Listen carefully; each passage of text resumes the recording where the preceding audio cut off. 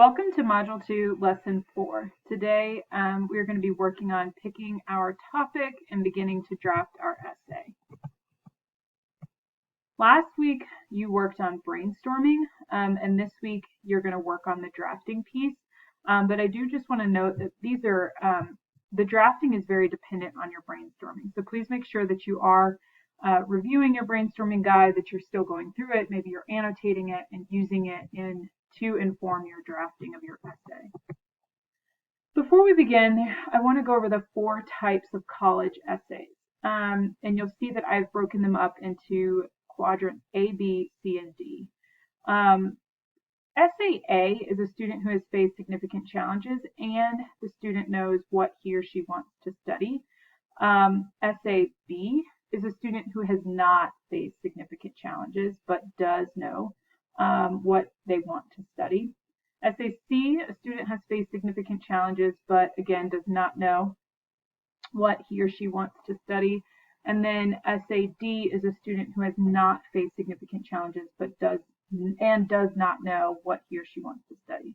It's possible that you will fall into one of these 4 quadrants, and I just want to say this is the type of college essay. It is not the type of person that you are. So we're not trying to put anyone into a box. It just helps to kind of think about, okay, if I have faced a challenge but I'm not sure what to study, how should I structure my essay? Or if I have not faced a challenge but I actually really do know what I want to study and I know what I'm passionate about, how should I structure my essay? And so here you can see what I'm recommending for the type of structure dependent on whether you're falling into category A, B, C, or D. If you are essay A and C, so if you're a student who has faced significant challenges and you know or you don't know what you want to study, I am encouraging you to use the narrative structure.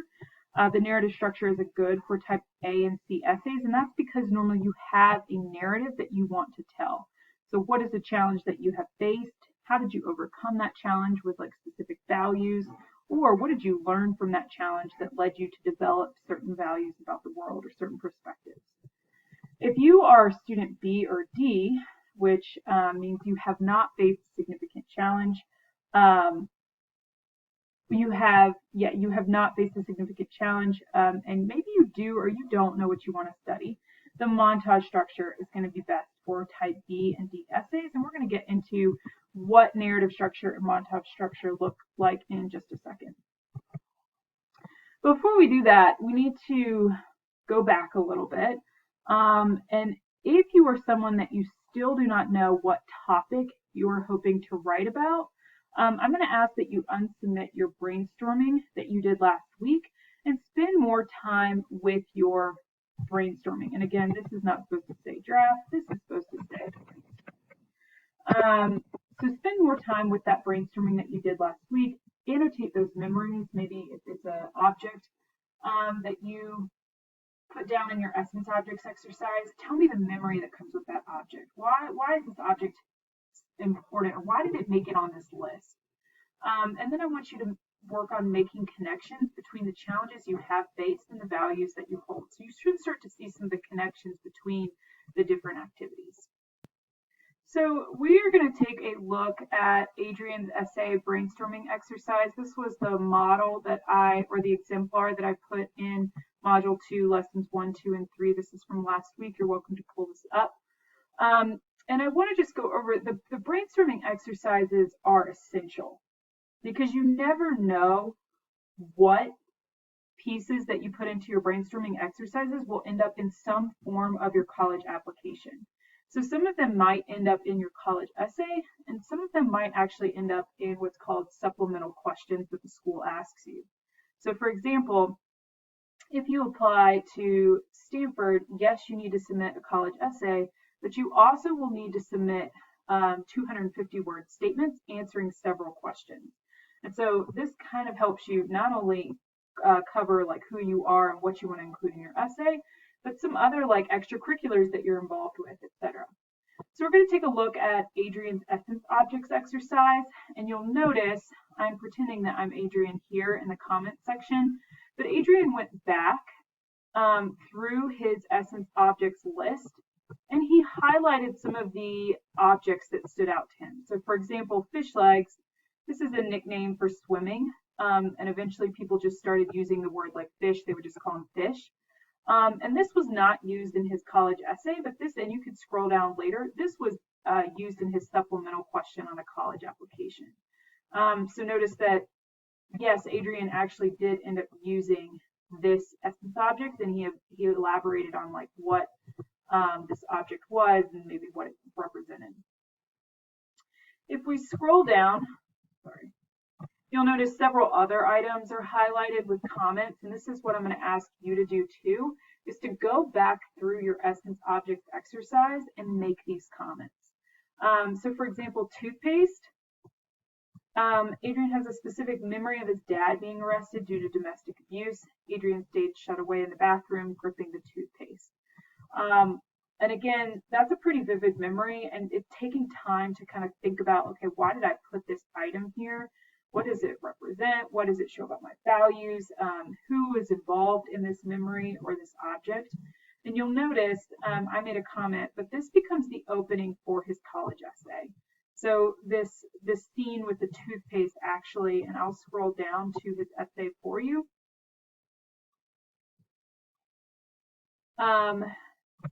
is in this first paragraph. At 6 years old, I stood locked away in the restroom. I held tightly to a tube of toothpaste because I'd been sent to brush my teeth to distract me from the commotion. Regardless, I knew what was happening. My dad was being put under arrest for domestic abuse. He'd hurt my mom physically and mentally, and my brother Jose and I had shared the mental strain. It's what had to be done. And so you'll notice that opening with this anecdote of where Adrian was when this traumatic event happened involved that toothpaste.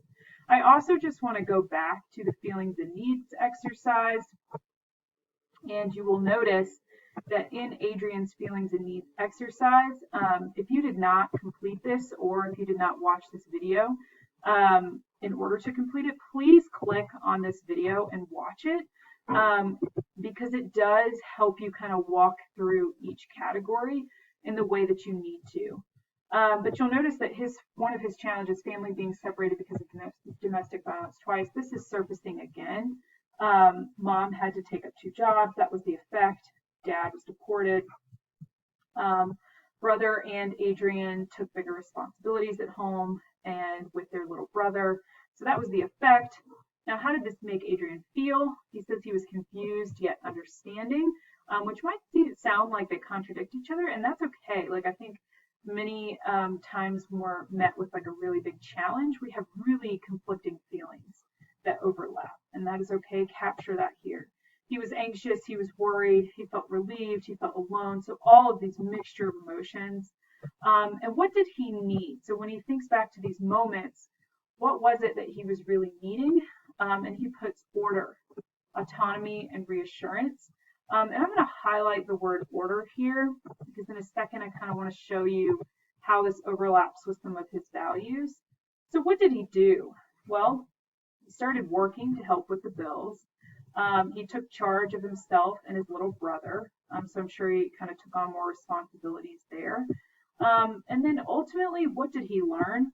He learned, he taught himself how to learn. And I think that's a really interesting way of saying, like, you know, he had to step into a role in which he was kind of guiding himself. He taught himself how to move on.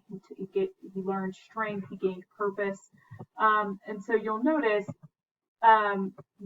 this already walks us through his whole essay. Maybe starting with the challenge, transitioning to the effects it had on the family and the feelings, to his needs and what he did. So showing like how did he work to overcome this challenge, or how did he work to at least combat some of the adversity from that challenge. And then a paragraph on what he learned about himself. And so if you have completed this needs and feelings exercise accurately, you already have paragraphs broken up and you're doing the narrative structure. Your first paragraph on this, second paragraph, maybe blending second and third, fourth paragraph, fifth paragraph. I highlighted order here because I want to go up and show you that under Adrian's values exercise, his top 3, he has the word balance. which I think is really interesting because clearly when he was in that challenge where his dad was charged with domestic violence and had been deported and they're kind of struggling to make it on their own, what he needed was order. And order kind of coincides with that balance.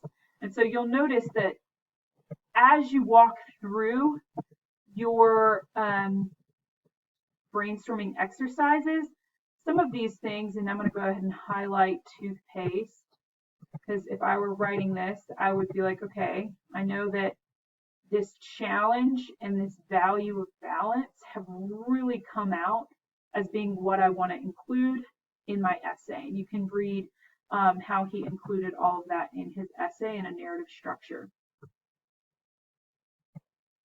So now that we've gone through the example of Adrian's brainstorming and how he picked his topic before he started writing, I just want to emphasize this is what you need to do. Again, I would unsubmit your brainstorming and I would spend more time with brainstorming. Make the comments in the margins, highlight similarities that you're seeing. And again, ultimately you're determining, okay, am I going to fall into the narrative structure? That means that I have faced a significant challenge, or am I going to complete the montage structure essay because I have not faced a challenge? I encourage all students to deeply think about being vulnerable here with the challenge, because when we say, oh, I haven't really faced a challenge, challenges are on a spectrum. Like we have challenges almost every day as humans. And so when you think about like a challenge that you face, you don't need to think about it comparatively to someone else. You need to think about it individually with yourself. Like, why was this so important? And then how did I attempt to overcome it, or how have I faced it? So again, spend more time with your brainstorming. Once you have picked your topic, this is how you will determine which type of essay. Again, you will determine whether you fall into A, B, C, or D category. A and C are completing a narrative structure essay. B and D are completing a montage structure essay.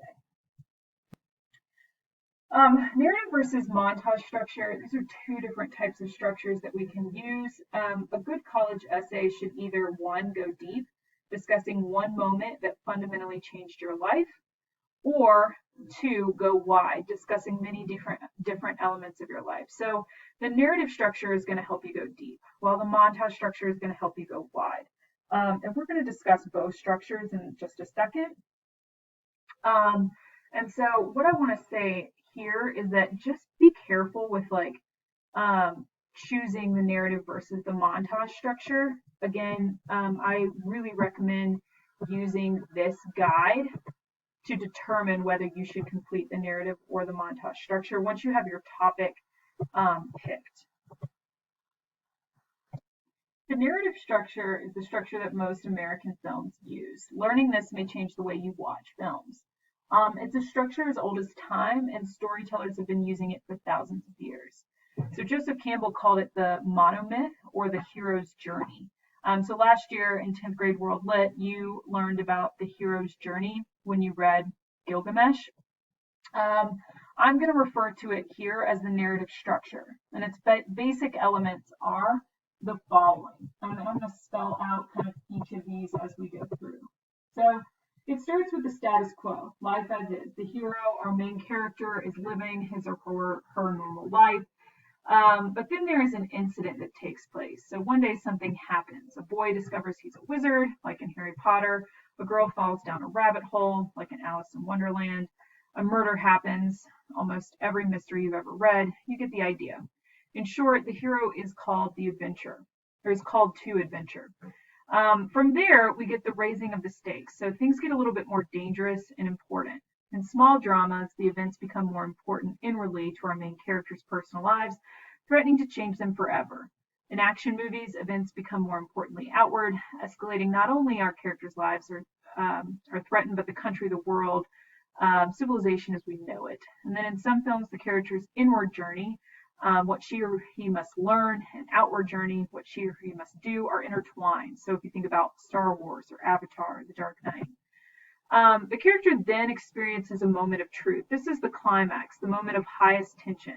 where the character must make the ultimate choice or fight the ultimate battle.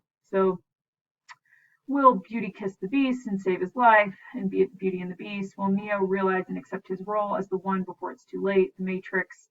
Or in Lord of the Rings, will Frodo destroy the ring and save Middle Earth? So that moment of truth is kind of that climax of the story. And then the end is the outcome, this new status quo. So what is the result? How has our character changed since the beginning? You, as the writer, will not necessarily follow this exact structure, but you might start with like the incident, and you might transition again to like how how this incident built up over time, and then again to your what effect it had on you, the feelings that you had. So taking it through that feelings and needs exercise will also kind of follow this narrative structure. The montage structure is a technique that involves creating a new whole from separate fragments. So you can think of it as like a series of pictures, words, or music that make up one idea. So in filmmaking, the montage effect is used to condense space and time so that information can be delivered in a more efficient way. So take the classic like falling in love montage, commonly used in romantic comedies. We don't see every single interaction. Instead, we see him surprising her at work with flowers. They walk through the park. They dance in the rain. They pass an engagement ring store and she eyes a particular ring. So you get the idea. So some commercials are built off these montages to sell you a product. A few images tell the whole story, and you can use this technique for your essay. I will warn you with the montage, one important distinction between narrative and montage structure is this. While the narrative structure connects story events in a causal way, so like X led to Y led to Z, the montage structure connects the story event in a thematic way. So X, Y, and Z are all connected because they all relate to becoming a great dentist. Put simply, its narrative structure is a causal connection. So this is where the this led to this challenge. This led to me having to take up a job to support the family. And this is what led to me learning this. Montage structure is like you just listing almost like different things that you're really good at that lead to show that you would make a great dentist. So a montage structure, you need to find a focusing lens. The type B endodontics essay, which is linked in your drafting packet. You can click on that. Many of you have already read it. It employs a focusing lens. In this case, the author's future career. So why choose a focusing lens? You can't discuss every single aspect of your life. You can, however, show us a few important points through a single lens or metaphor. And it doesn't need to be a future career. It could be many things. So when you're thinking about that, do know that these items that you're including in your essay, which feel unrelated, do need to be connected by a common theme. Maybe they all show your core value of creativity. And so you really just want to show the college admission reps how creative you are. And so you're using this montage structure to show that. So decide if you are a student that is falling into B and D category of the essay, which again, I have on my screen. If you're B and D and you're doing the montage structure, then decide like what it is that you want to communicate, that focusing lens. All right. So this week, you're going to be spending a little bit more time on your brainstorming and drafting. And I recommend following the steps that are outlined in your draft. So make sure that you're taking more time with your original brainstorming piece. Make sure that you've picked a topic, you understand the structures and which structure you're attempting, and then you take time to have someone review it, whether it's a college counselor or an advisor or a respected peer or a parent, whomever it might be. I would have someone review it before you submit the final draft on May 22nd at noon.